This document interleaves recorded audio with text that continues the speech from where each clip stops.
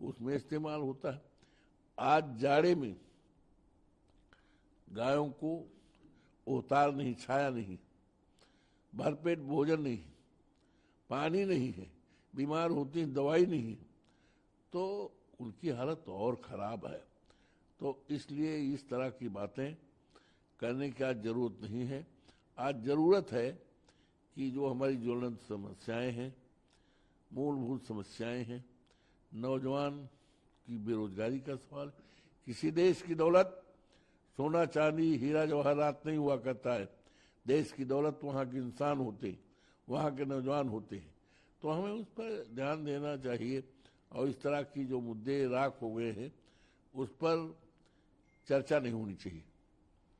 एक David file किया, हाँ, उनका कहना है कि एसआईआर बड़ा सक्सेसफुल रहा बिहार में, उसमें कोई डाउट नहीं है, लेकिन ये आगे आने वाले समय में वेस्ट बंगाल और तमिलनाडु में बहुत चैलेंजिंग होगा।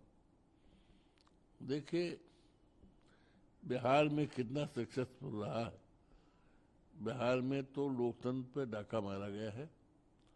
और आप सोचिए, चुनाव आयोग जब किसी प्रदेश में या देश में चुनाव की घोषणा हो जाती है तो आचार संहिता लागू हो जाती।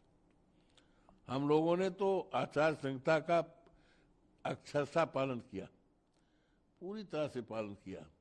आचार संहिता लगने पर जो शासन में बैठे हुए मंत्री होते हैं कोई उद्घाटन नहीं कर सकते।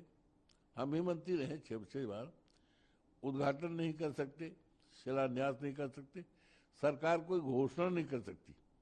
लेकिन 10-10 हजार रुपए खाते में भेजना महिलाओं के, इससे ज्यादा बड़ा उल्लंघन क्या हो सकता है आचार संहिता का। इससे बड़ा सबूत उल्लंघन का और नहीं मिल सकता।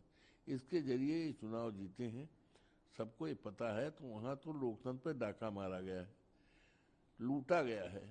तो एसआईआर का ये कहना कि बड़ा सफल रहा है, पूरी तरह से उसी तरह से है जैसे सूरज पूरब में निकलता है और कोई कहे पश्चिम में निकलता है, यही है।